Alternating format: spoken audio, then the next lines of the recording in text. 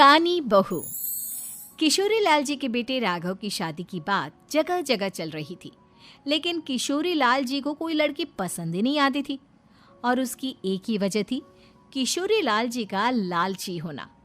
उनको लड़की वालों से मोटा दहेज चाहिए था और इसी चक्कर में एक दिन वो एक बहुत पैसे वाले के घर अपने बेटे का रिश्ता लेकर पहुंचे। उस आदमी का नाम था ओम प्रकाश। देखिए किशोरी लाल जी, मेरी एक ही बेटी है और मेरी सारी संपत्ति जायदाद सब कुछ मेरी बेटी नैना का ही है।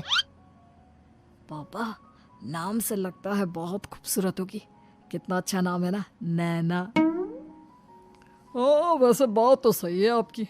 अब इतना पैसा है, जमीन जायदाद है, इकलौती बेटी, आप भी क्या करेंगे? सब कुछ उसे ही देंगे ना। बिल्कुल ठीक पहचाना आपने। बस बेटी की शादी और सारी जायदाद उसके नाम। पापा, बिना देखे हाँ कर दीजिए ना। इतना अच्छा रिश्ता फिर कहाँ मिलेगा? माला माल हो जाएंगे हम। मैं अपनी बेटी को बुलाता हूँ। अरे नहीं नहीं नहीं नहीं, आपकी बेटी का नाम नैना है, सुनकर ही लगता है बहुत सुंदर होगी। रहने दीजिए अंकल, मैं तो आपकी बेटी के नाम से ही इतना खुश हो गया हूँ कि उसे बिना देखे शादी करने को तैयार हूँ। अब तो मैं उसका चेहरा सीधे शादी के बाद ही देखूंगा।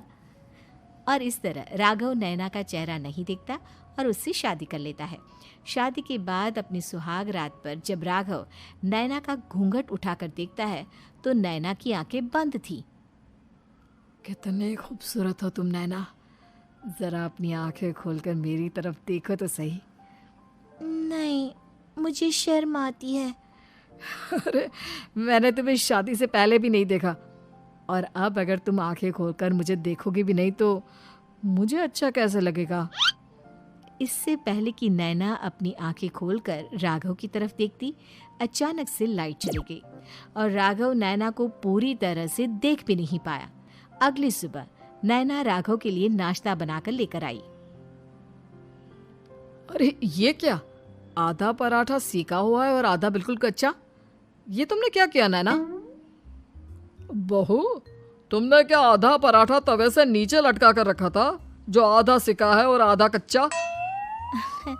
मुझे जितना दिखेगा उतना ही तो सीखूंगी ना पापा जी। जहाँ जहाँ मुझे नजर आ रहा था वहाँ मैंने सीख लिया, जहाँ जहाँ नहीं दिखा वहाँ कच्चा रह गया होगा। इसका क्या मतलब है? ये कैसा मजाक कर रही है तुम? अरे बहू, तुमने इतना लंबा घूंघट क्यों लगाया हुआ है? देखो, हमारे घर में बहुओं को बेटी की तरह रखा जाता है, और फिर तुम तो इतना सारा माल लेकर आई हो। देखो, ये घूंघट डालकर रखने की कोई ज़रूरत नहीं है।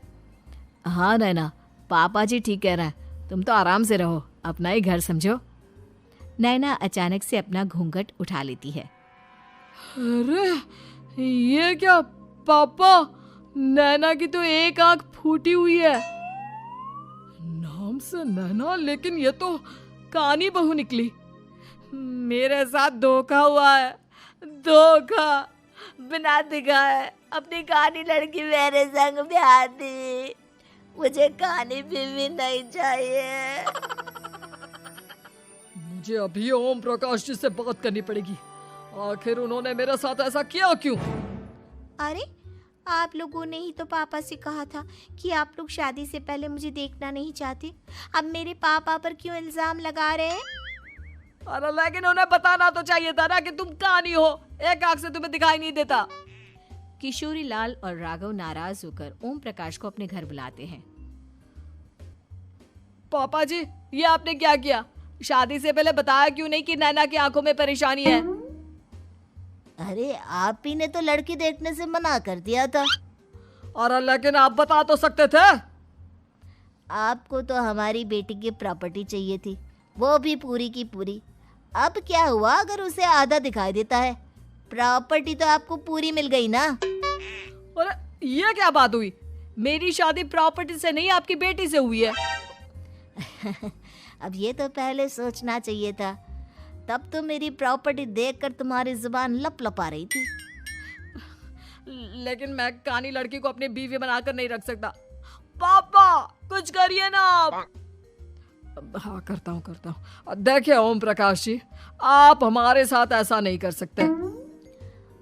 और तुम देखो, अगर तुमने मेरी बेटी से शादी तोड़ी ना, तो जो भी प्रॉपर्टी मैंने तुम्हें दी है वो तो पूरी की पूरी वापस ले ही लूँगा, और आधी प्रॉपर्टी तुम्हारी भी लूँगा। अरे मेरी आधी प्रॉपर्टी भला क्यों लेंगे आप? इसलिए क्योंकि मेरी बेटी को आधा नज़र आता है और उसकी नज़र अभी तक तुम्हारी आधी जायदाद पर ही पड़ी है। अब तुम उसे घर से निकालोगे तो कुछ तो लेकर जाएगी ना। और अगर हम आपकी बेटी को अपने घर की बहू बनाकर रखे तो? तो तुम्हारी पूरी प्रॉपर्टी तुम्हारी ही रहेगी, और जो मैंने तुम्हें दिया है ना, उसमें से बस मैं आधा लेकर जाऊंगा। अरे लेकिन अब आप अपनी दी हुई प्रॉपर्टी में से आधी वापस क्यों लेकर जाएंगे? अगर मैं आपकी बेटी को अपनी पत्नी बनाकर रखने को तैयार हूं तो? इसलिए ताकि भविष्य में अगर तुम मेरी बेटी को धोखा दो तो उसके पास कुछ तो रहे जो पति का हो। वैसे मेरे पास तो बहुत कुछ है, लेकिन अपने पति की कोई निशानी तो उसके पास होनी चाहिए ना। अब अगर तुमने मेरी बेटी को कहानी कहा तो तुम्हें प्रॉपर्टी भी कहानी ही मिलेगी, पूरी नहीं। जमाए राजा। किशोरी लाल और राघव समझ चुके थे कि वो बुरी तरह फंस चुके हैं और अब उनके पास वहां से निकलने का कोई चारा नहीं है। अब समझ में आया ना, लालच बुरी बला होती है। एक तो तुम्हें प्रॉपर्टी मिली, ऊपर से बीवी मिली, उसमें तुम्हें नखरे भी दिखाने हैं। आए बड़े, चुपचाप बैठो दोनों। कुछ दिनों के बाद नैना राघव की कार लेकर बाजार घूमने निकलती है और जब कार लेकर वापस आती है, ये क्या? एक तरफ से मेरी गाड़ी पूरी खराब हो चुकी है। लगता है तुमने मेरी गाड़ी को किसी दूसरी गाड़ी के साथ एक्सीडेंट किया है। अरे अरे कितना बड़ा नुकसान कर दिया तुमने बहू। वो क्या है ना पापा जी, मुझे एक आंख से दिखाई नहीं दे रहा था, सामने से गाड़ी आ रही थी। मुझे तो सिर्फ आधा ही दिखाई दिया और वो गाड़ी मेरी कार से रगड़ते हुए निकल गई। अब मैं क्या करूं बताओ? आप इसे ठीक कराने के पैसे कौन देगा? तुम्हारे पापा।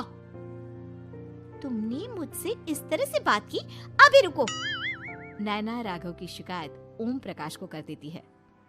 देखो राघव, अब जो मेरी आधी प्रॉपर्टी तुम्हारे पास थी ना, उसमें से आधी और मैं लेकर जाऊंगा, क्योंकि तुमने मेरी बेटी को डांटा।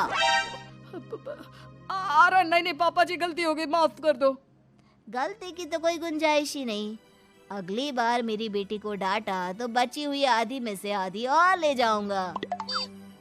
लालच के चक्कर में हम दोनों ने बहुत बड़ी गलती कर दी बेटा।